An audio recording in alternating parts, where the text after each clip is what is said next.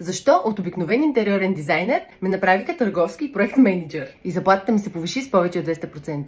На 25 моята мечта беше да израсна кариерно. За целта трябваше да започна работа в голяма компания, където да има къде да раста кариерно. Така и стана. Оказа се, че по едно и също време стартираме две момичета на позицията интериорен дизайнер. Като аз далеч нямах толкова опит, колкото другото момиче имаш. Имахме и друга разлика. Аз обличах елегантно и класически, а тя предпочиташе по-комфортен и удобен стил на обличане. Още при разпределението на работните места, мен позиционираха на входа на офиса и аз се превърнах в първото нещо, което виждат потенциалните клиенти и партньори, които посещаваха шоурума, а не позиционираха в задната част. След дни изпълнителният директор ме покани да го придружа на среща с много важен клиент. Следствие спечелихме проекта и аз станах главният проект менеджер. Стилният и подходящо облечен специалист създава впечатление на професионалист, на когото можеш да се довериш. Съответно, именно на такъв биха се възлагали повече отговорност, което неминуемо ще доведе до кариерно израстване. Разбира се, ще трябва да се докажеш и с уменията, знанията и много работа.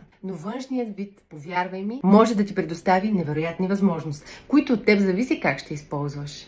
Аз съм Йоана, вече професионален личен стилист и тук ще споделям как с външния си вид и ти ще можеш да привличаш нови възможности в живота си. Последвай ме, за да следиш и другите практични съвети.